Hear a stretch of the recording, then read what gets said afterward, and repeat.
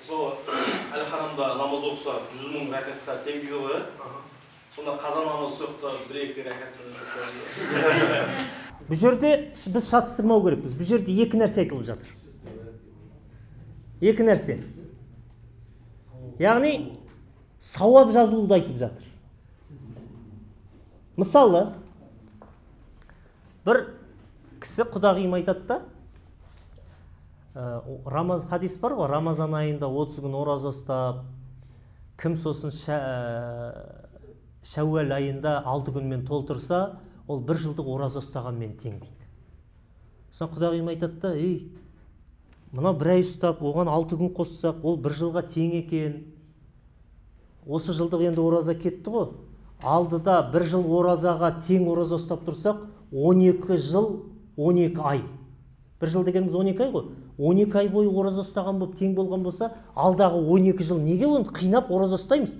12 жылға онда запас. 12 жылдық оразаны ұстап қойдық қой дейді. Түсінесіздер ме? Енді бұл жерде екі нәрсені түсіну керекпіз. Амалдың мойнынан түсуі бір нәрсе, оған жазылатын сауап ол екінші нәрсе. Намазды мысалы уақытында кірген бетте оқысақ, намаз мойнынан түсе ме? Түседі ғой.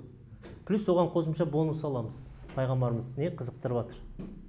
Ерте оқыса, уақытында оқыса, оған көбірек сауап жазылады. Сауап жазылу деген ол бір нәрсе. Мойнынан түсу деген бір нәрсе. Ал енді сол намазды қазағып оқысақшы. Әтейлеп тұрып біліп қазағып оқыдық. Мойнынан түсіреміз ба? Бір рет оқысақ? Сауап жазыла ма оған? Жазылмауы мүмкін. Өйткені сен әтейлеп тұрып жалқаулықпен қазағып отырсың. Түсінікті ма? Сіз бір рет оққанда бір-ақ рет мойнынан түсіресіз. Бір рет оққанда бір-ақ рет мойнынан түсіресіз. Бірақ бұған қосымша көп сауап алуға болады, или күн алуға да болады, или вообще сауап алмау да мүмкін. Сондықтан харам мешітіне барып 2 рекағат намаз оқыса, ол 100 мың рекағат намаз оқыды деген сөз емес. 100 мың рекағат намаз оқығандай сауап саған жазылды. Бонусы көп та просто. Түсінікті ма? Қазаны өтесеңіз, 2 рекағат өтетіңіз бе? Мойныңыздан 2 рекағат түседі. Оған сауап жазылмауы да мүмкін. Өйткені қазағы өтеп отырсыз. Түсінікті ма?